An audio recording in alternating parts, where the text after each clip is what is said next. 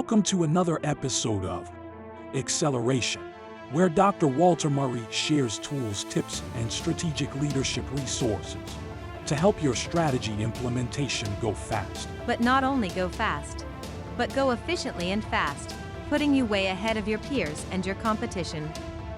So let's join Dr. Murray, the CEO and Chief Accelerator at Accelerate Strategy and Leadership Incorporated. To take it to that next level, the most important thing is strategy. What we're going to do in this podcast today is we're going to take a look at what's been happening in the financial world, in the political arena. Just some key news stories that may be hidden. Some may be right out there that everybody knows about. Some may be sort of on the back page of the news. But what we're going to look at is to see how these events, occurrences in the world of finance, politics, socioeconomics, environment, how do these things impact your strategy implementation, your strategy creation? So what's been happening? So we know everyone should have heard about this. You'd have to be under a rock not to hear about SVB, 40-year-old bank, Silicon Valley, that just seems like within 24 to 36 hours went from the back page to the front page, and not for a good reason either, right? Basically, there was a run on the bank. Depositors lost confidence in the bank. The bank bottomed out, failed, had to be bailed out by the federal government. It's said that it got so bad that within a couple of hours, $43 billion of cash was withdrawn from the bank. I saw a very, very funny picture with I believe it was a Brinks truck, an armored truck. That's the red one, right? Yeah. Sitting right there in front of a bank, SVB Bank. I'm pretty sure you never know. I was thinking most people will make electronic transfers, but hey, who knows? Maybe some folks do in fact actually say, give me the cash, right? Right. But anyway, so what's going on there, right? What caused a bank that seemed to be so solvent to within 24 to 36 hours just kind of hit rock bottom? And was there some strategic missteps that they made, which maybe we as business owners and CEOs and key decision makers that we probably need to kind of pay attention to, maybe use it as a teachable moment? Of course, everything is made to be political, and so there were some political pundits who were saying that, well, SVB Bank became too woke. We have the anti-woke crowd. And so they said the bank became too woke, investing in ESG. There's a ton of that anti-woke political propaganda that tries to attach itself to this major financial event. And of course, there's no correlation whatsoever between SVB's focus, which by the way is not outsized compared to other banks in its genre. But people don't look at facts though. But there's the political propaganda that SVB was too woke, too focused on DEI and social issues, and they lost focus on their real mission and purpose, and that's what caused them to collapse. The facts don't bear that out. I mean, that's the bottom line. The main reason that SVB collapsed, one of the main reasons, is called duration risk. So the bank was heavily invested in long-term bonds, a portfolio that was maybe overweighted in long-term bonds without the appropriate hedging. That's called duration risk, right? As one expert said, it was hedging 101. In other words, they committed a fundamental, elementary, basic error by failing to put in place hedging practices, hedging policies that would protect them against duration risk. See, when you have a portfolio that's long-term, there's greater opportunities along that long-term spectrum for the impact of interest rates, and duration risk kind of ties to interest rate as one of the risks that could occur during the duration. And in particular, in SVB's case, that's really what happened. And so as the Federal Reserve raised the interest rates, the value of their portfolio declined, which was not a problem to begin with. But then when they had to sell some of their portfolio, they had to sell at a loss, right? I think the numbers were about $25 billion that they sold at a loss. And that's kind of what triggered this whole lack of confidence. Of course, there's the virality of it. Someone heard about it. He tweeted it and she tweeted it. And before you know it, there's a line of people outside the bank saying, hey, this bank just had a $21 billion loss. So that's kind of like the gymnastics that happened that kind of led to the SVB collapse. Hedging 101. So here's something that is very important, a teachable moment for us as business owners, as CEOs, in our small to mid-sized business. Many of the customers and depositors at SVB were small business. I saw an interview with a business owner, and she was talking about, not being able to pay her staff. She was a small, 7 to 8 employees. Payroll was coming up and couldn't get access to the money. So the impact of a big business, SVB, not employing or deploying basic hedging practices trickled down to small business owners like myself and like you. But what's the teachable moment here? The teachable moment is any future focused strategy, and quite frankly, all strategy is future focused, right? Is what are we going to do tomorrow and the day after and the year after to get to where we want to be in the future. So every strategy must involve some sort of hedging of risk, because if you listen to some of my podcasts or my online courses, etc., you hear me talk a lot about the 5 risks of strategy implementation, right? Risk of innovation, risk of non-strategic innovation, the risk of misalignment, there's risk of non-strategic KPIs, risk of non-strategic engagement, and maybe one of the biggest ones is the risk of non-strategic decisioning. And so when you do your strategic planning and implementation, you got to have a hedge against those risks. And what does that look like, right? A hedge against a risk basically is stop gaps that you put in place that would first alert you. So there's got to be some type of alert system. You don't necessarily want to wait till the risk has consumed your resources and collapsed your organization, as is the case with SVB. So you want to have some red flags, some warning system, early warning systems as part of your hedging practice, your hedging ecosystem. And then you want to have contingency plans. Now, the federal bank bailing out SVB is not a contingency plan that's available to you and I as small business. All right. The federal bank went above and beyond the FDIC's $250,000 per account insurance, and every customer of the bank, irregardless of the size of their deposit, was indemnified. They were made whole.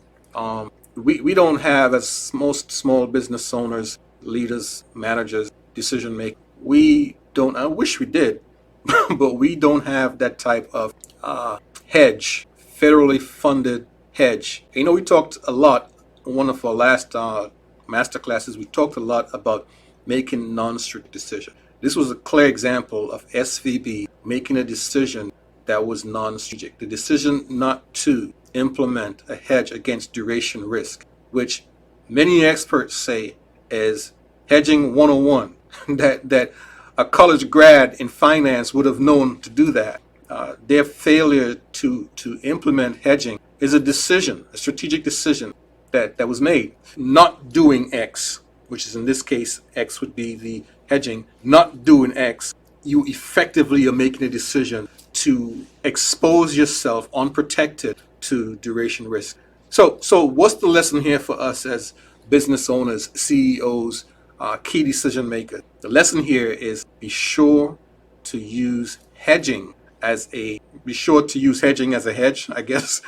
That would be kind of redundant, but as a stopgap, an early warning system, as a stopgap for the major 5 risks of strategy. So hedging risk simply refers to taking actions that would reduce the impact of uncertain events, right, on the implementation of strategy. And as we know, if you've familiar with the VUCA terminology, the business environment is volatile, uncertain, complex, and ambiguous. Uncertainty defines the business environment, which means that you ought to always have hedge against risk. And in strategic planning, particularly in strategic implementation, there are 5 identifiable risks that we talked about. So hedging is, what actions are you going to take to mitigate the impact of uncertain events? Now, you can't avoid them because they're uncertain. You don't know if and when they're going to come, but you need to have measures in place that if they do happen, that you can mitigate the impact. One of the ways that helps you with hedging in strategic planning is to be constantly monitoring the internal and external environments, right? The ecosystem.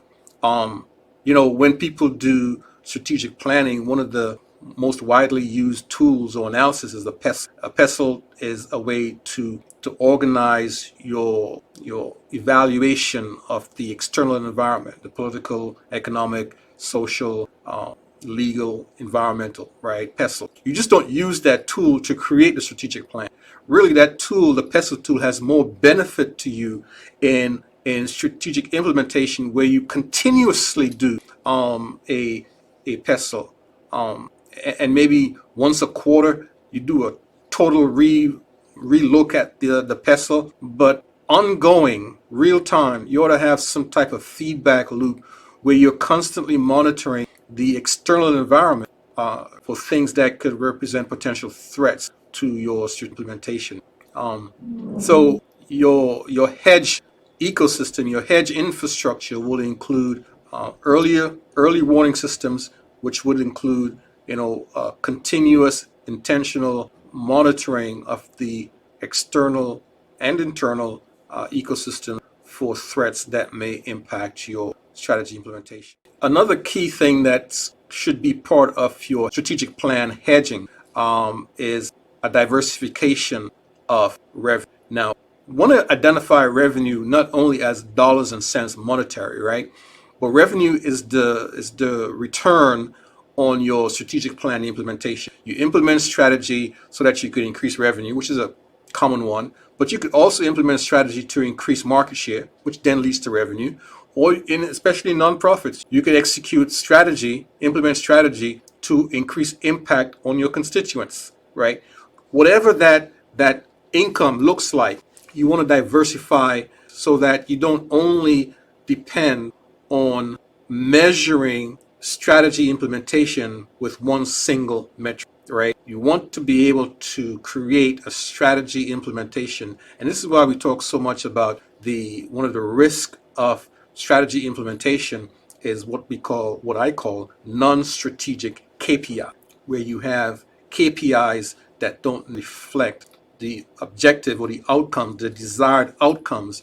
The main thing that I want you to get from this is part of hedging in strategic plan implementation is to make sure that you measure success with more than one significant metric, so that if there's a threat to one metric, that doesn't mean then that your entire strategic plan has failed, right? Does that make sense? That's key. Because what happened here with SVB, as the experts say, was that hedging 101, basic hedging practices were not put in place. One of the other ways to make sure that you have a good hedging protocols in place is creating contingency plans. And we could spend all day talking about that.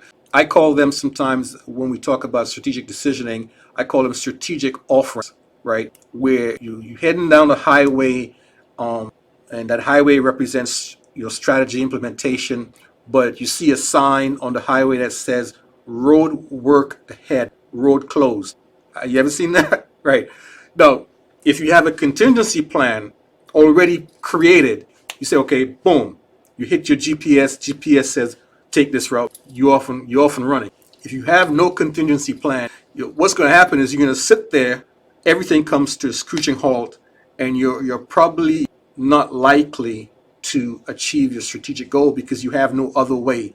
You don't have a strategic off-ramp to get off the highway and get back on another point. And the reason this is critical is because in the world of business, speed is important.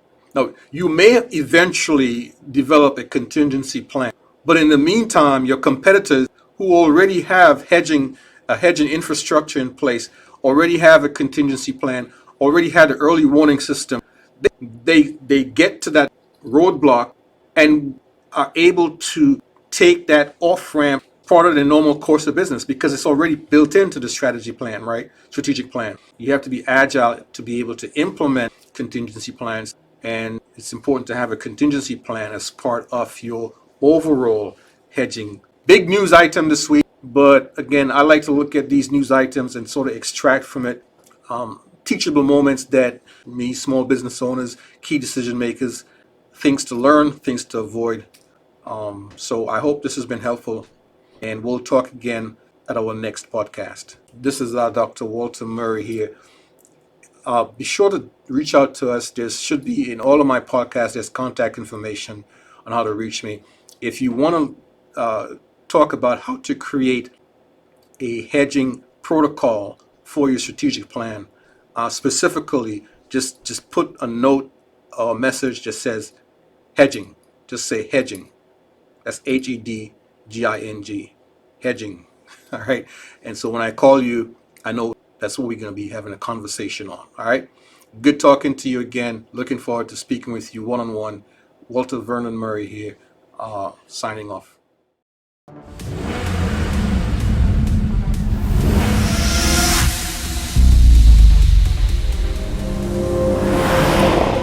Acceleration is a production of Accelerate Strategy and Leadership Incorporated, in collaboration with Strategic Business Analysts LLC and Auditing, Accounting, and Consulting LLP. Remember, you can get more of Dr. Murray's strategic leadership tools, tips, and resources by joining his network on LinkedIn, subscribing to his YouTube channel, and following him on Facebook. Just search for him by his name, Walter V. Murray, or search for Accelerate Strategy and Leadership Inc.